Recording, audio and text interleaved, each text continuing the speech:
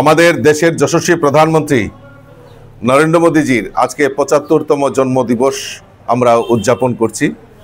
আমি সর্বপ্রথমে উনাকে এই শুভ জন্মদিনে অনেক অনেক শুভেচ্ছা, অনেক অনেক অভিনন্দন, অনেক অনেক প্রণাম জানাচ্ছি।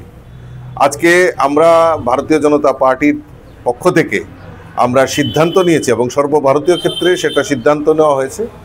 আমরা এই মোদিজির জন্মদিনকে সামনে রেখে আমরা আগামী ২রা অক্টোবর পর্যন্ত আমরা সেবা পাখোয়ারা নাম দিয়ে মানুষের সেবায় আমরা সেই কাজগুলি করব। তার মধ্যে blood donation camp, health camp, স্বচ্ছ ভারত, এই সমস্ত কাজগুলি আমরা করার জন্য নির্ণয় নিয়েছি। তারই অঙ্গ হিসাবে আজকে ৯ বনমালীপুর মণ্ডলের তরফ থেকে আমরা স্বচ্ছ ভারত অভিযানে আমরা অংশগ্রহণ করেছি।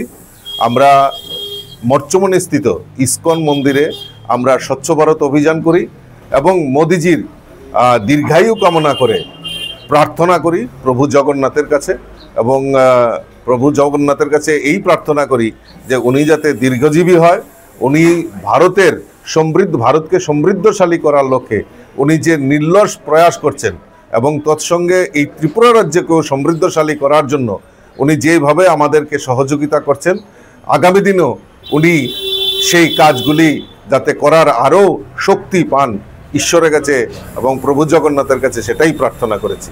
আমি আবারও আপনাদের মাধ্যমে আমাদের ত্রিপুরাবাসীর পক্ষ থেকে এবং বিশেষ করে ৯ বনমালীপুরের পক্ষ থেকে আমাদের দেশের যশস্বী প্রধানমন্ত্রীকে অনেক অনেক শুভেচ্ছা, অনেক অনেক অভিনন্দন জানাচ্ছি।